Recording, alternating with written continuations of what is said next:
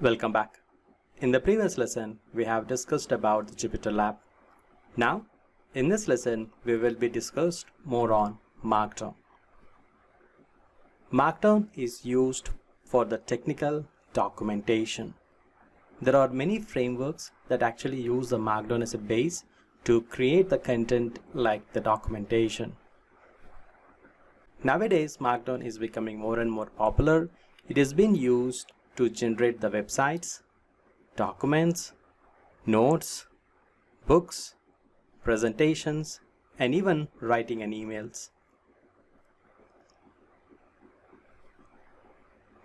There are many frameworks particularly used to generate the static websites like mkdocs, Doxosaurus, ViewPress, Jackal, Read the Docs, and many more actually uses Markdown to create the content in static websites. Now, without further ado, let's jump to our Jupyter Lab and start looking into the Markdown.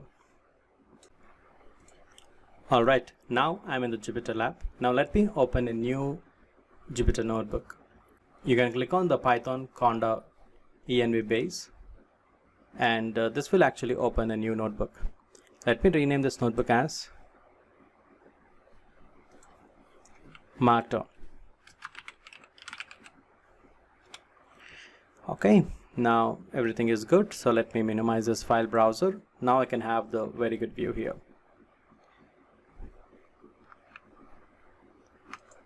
Now first step, what we will do is that in the code, in the cell that you're seeing here, you convert that into the Markdown. Now here, let's type the commands. The first command, what we can do is that we can always get started with the headers. So headers, or we can start with hashtag. Hashtag means this is actually similar to the h1 tag in HTML. If you remember the HTML, which is the h1 tag, which will actually gives the header or title. So I can say this is header 1. In bracket I'm mentioning is a h1 in HTML because which is similar to the h1 tag in the HTML. Now in order to execute this, what we can do is that we can actually click on this button, or you can use a shortcut key Shift plus Enter. If I use a Shift plus Enter, and here you go, this is what you can see, and this is what it was rendered and given to you. It's saying that this is a header h1, header 1. And if we use a 2 hashtags, and this will be a header 2, okay, which is similar to h2 tag. And similarly, if you use 3 tags, and this is header 3, and so on. You can go as much as level you want. This is header 4, header 5, and so on.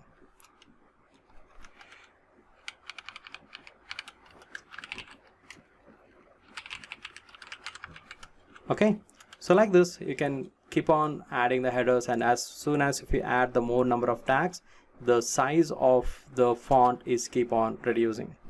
That's what you're going to see here. If you're not using any kind of header, even that is also work. And basically this is a paragraph. Okay, and execute it, and you can see that this is a paragraph, just similar to the p tag. If you remember, there is a p tag is there, right? It's similar to the p tag in the HTML. And if you're not mentioning anywhere anything that the header, and this is how the paragraph can be created. Now one thing you might get an error. See, basically if you use this hashtag and without space, let's say if you're not mentioning any space, and let's say this is a header, this will not work. Basically this kind of formatting will not work. For example, if you execute this and it shows you the hashtag, this is a header. So in order to make sure that this header should be rendered properly, you have to maintain a space between a hashtag and the text or whatever is being associated here after this. There should be always a space, and then only this will get activated. So I just want to mention here, always maintain a space after hashtag to get Markdown view. Okay, Okay, so that's what I mean to say. Let's say just use as much as possible. All right, this is good. All right, so this is about the header. So along with these headers, you can also do a lot of documentation is even possible. So in order to know more details about the Markdown, what you can do is that you can go to the help and you can click on this Markdown reference, and this will actually go to a page and it will give you the tutorial about all the Markdown information. So let me do one thing. Let me try to explain you all the information. As I already told you, that header one basically, which is actually start with a hashtag, and there should definitely a space between them, and this is actually a header. All right, so that's how you can use, and this is an alternate way of using it. So once you type the header one and use the equal to symbol and just mention all the way to the text, and you can get the header symbol also. Okay, and whereas for heading 2 you can use the dash. So the easiest way is that, like, in order to get all the options, you can better use the hashtags. Now along with this, we are also having the different changing in the style of the fonts, like italic, bold, and etc. For italic, all you need to do is you need to use the asterisk or star. You can simply use a single star and this will actually become the italic. If you use 2 stars, and it will become a bold. So what I'll do is that, let me take some dummy data and try to show you all the information over there. Let me go to the python.org, and here let's go to about, and here, so let's do one thing. Let me copy the text here. Let's copy this and go to my Markdown, and let me paste this information here. See, the point is that you are in this, since I'm in the code, that's why I'm seeing this kind of view. And always remember, you convert this into Markdown, and so that you can get this very beautiful view. It seems that it's got some kind of formatting, but when you're actually executing this, all the formatting that you're seeing inside the cell will gone. So what we can do is that we can actually easily make some beautiful formatting even with this. So what I can do is that getting starter could be a header for me, so I can simply put the 3 hashtags, so that, like, this is the font size I'll get. After that I can get, like, this is one of the header, and then followed by the rest of the text. And I can also bold some text, that whatever I want. For example, if at all I want to bold the Python, and I need to use the Python 2 stars before the Python, starting of the Python and ending of the Python. So in this way, so if I actually follow this, then this will get bold. And along with this, we can also create a list. For example, if you execute this, what happens, one thing is that it's getting header 1 and the Python is bold, but the problem is that this actually has gone. There is 2 ways we can actually do this. One is just press enter, and then you can get the beautiful format like this. But however, I will use the order list. If you know about the HTML, there are 2 tags like an order list and order list, right? An order list is something we'll get the bullet points. Order list is something we will get some numbers, right? So just like that, we are also having the order list and unorder list even in the Markdown. So if you go to the Markdown reference, and here you can see some list, and there actually you can see some dash. If you use this dash, what you'll get is the unorder list. What I can do is that simply I'll put a dash, and you have to use a space, then only you'll get rendered. So just use a space, dash, space, dash, space. Now execute this, and here now you can see that all the points, that whatever you are seeing, beginner guide programmers, beginners guide non-programmers, beginners guide download and installations, everything I'm getting in a beautiful order list, right? That's a very neat and cool information. I can actually get the neat information. Oh sorry, this is an unorder list. Okay, So like this, we can actually use the Markdown to document any kind of information that we want. This is really helpful. Let's say if at all you're building some enterprise application, documentation is really very much useful. And if you use this Markdown along with the code, and this will really help you a lot. Okay, so let's also look into some of the data formats like italic, strike through, etc. Let's look into this. So as we already see, for the bold, we can actually use 2 stars. So before and after, if you put the 2 stars on a text, and this will have the bold. And if you want italic, just use a single star.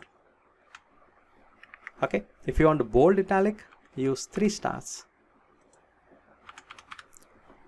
And if you want a strike through, this is a different way. Strike through is will strike the text. And if you have a strike through, and now you can see you can use a tilde. The tilde is something which you can find generally below the escape key. And let me show you. So this is what the tilde I mean. If you use the tilde, and you'll get the strike through. That's beautiful, right? This is what exactly we'll do all kind of formatting in the Word document. With the very simple special characters like star and tilde, we can actually create the bold italic, and strike through. If you execute this, and here you go, now you can see that the very beautiful documentation can be created even by you. Let me also take the few more examples. So let me go to this about Python. Now let me take another text, something like application. Let me copy this and go to my Markdown and paste it here. What I'll do first, let me change to Markdown and safely paste it here. Of course, what we can do is this applications of the Python. Maybe I can put the 3 hashtags so that this will get beautifully documented. Actually, using the Python package index, which is PyPy, you can even install the thousands of modules. That's what it's saying. But however, PyPy is fine, but if at all I want to give the reference link or website to it, so Python index package, which is a PyPy. So the PyPy website, let's say this is pypy.org. That's actually the website. Okay, so I want to give this reference links to my Python index package, which is PyPy, basically for this. In order to do this, in order to link to this, what we can do is you can use the square braces. So first you need to put the square braces here and square braces here, and after that you use the open braces and copy and paste the PyPy website here. Now what happens is that if you execute this, and here you can see the link which is enabled. This will work similar to the anchor tag. So if you remember, the anchor tag is by generally something like A. So this is my anchor tag where you can give all the URLs. So similar to that, this is actually similar to the anchor tag.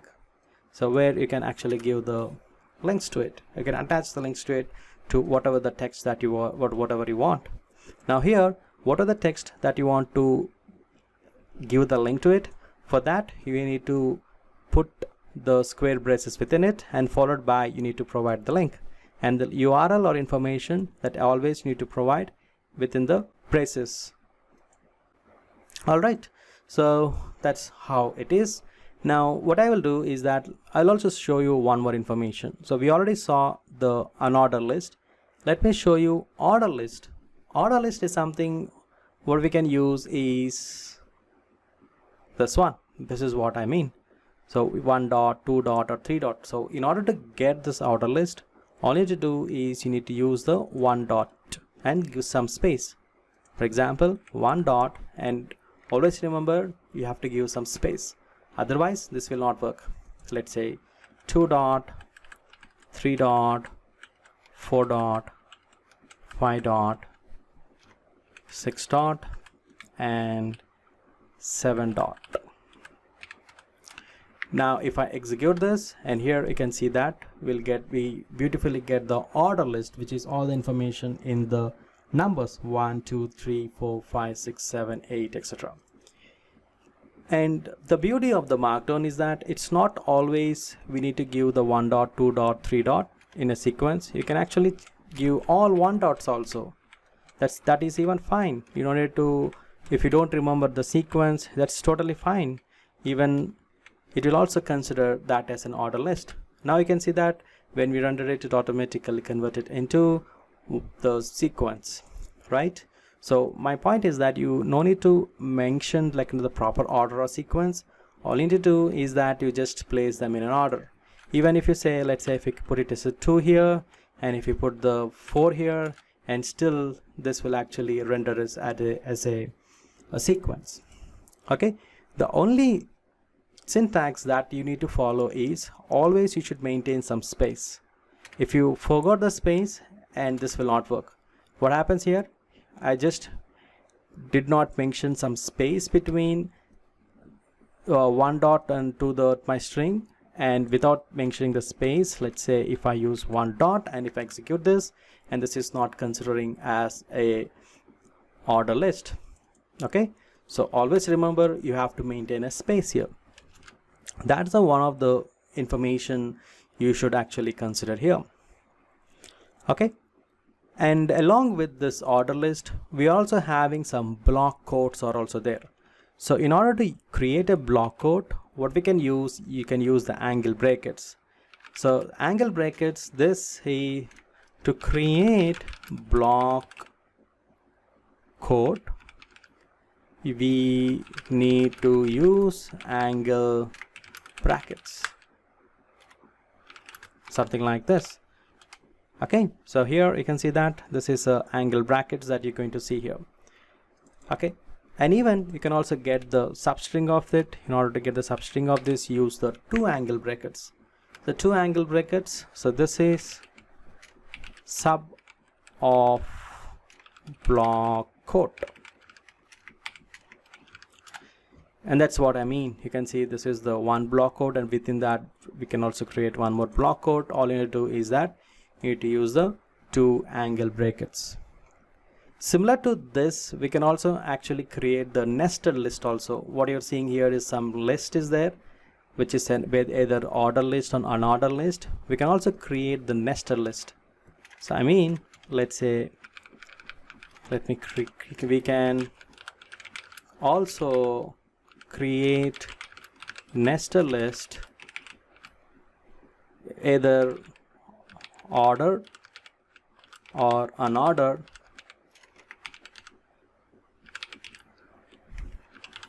by either you can use a dash or some numbers, but you have to use for nested, you have to use tab. Basically you have to use tab and dash, something like this. So let me try to show you that. For example, so let's say this is what if I render it. For example, let's say if at all you want to look into the references of Python, then so let's say this is some heading and references of Python, and I can give some links like Google, Stack Overflow, and W3 schools, etc. Overflow, W3 schools, and of course you can use nowadays the ChatGPT. What you see is the unordered list. The same thing actually you can also use the order list, but however my intention is not that. I want to create the nested list. In order to nested list, what you have to do is that at here you need to press tab, and this will become the nested list of Google. That's what you can see here. And you can also do the one more nested list. For that you can use one more tab. So always you have to maintain the tab space so that the nested list is being activated, something like this. Okay, so in this way we can also create the nested list both in order and also an order list. The same information, instead you can put some one dot, and we can also even get the beautiful information. Cool, right? Along with this, what we can do is that, as I already show you how to create the links to it, we can also attach the links to this also. For example, to the order list also. All you need to do is you need to put this in a list or in a square braces, and now you need to provide some link to it. For example, let's say Google. This is my URL of Google. Let me copy this and I can simply paste it here. Now if I execute this, and here you go, I can get even the link here, just like the anchor tab what I can do here. And this is even possible even for the list also. Now if I click on this, and this will redirect to the page, Google page. Cool, right? So that's one of the information which we can actually use with the Markdown. Now let's see what else we can do. Is we already saw some headings, italic, links. Okay, image is also there, I'll show you that. And along with this, we can actually create some horizontal lines, code blocks, and many more. Okay, so horizontal line is very simple. Let's say if you want to create some break, and what you can do is you can simply use 3 dots, 3 dashes, and if you execute this, and here you go, that's what you can see, some nice beautiful horizontal line. Cool, right? And finally, let's look into the image, how we can actually display the image. So for that, let me go to Google and type some Python logo, and let's go to the images. Let me check this Python image, and here I'm having the Python video image with me. Let me right click and save as, and save into my proper destination folder. So let's say I want to save in this folder, in the where I'm currently working on, and I'm having the Python logo with me. Okay, now if you go to your Markdown in the file explorer, so just now actually I have actually saved my file. Yes, you can see that.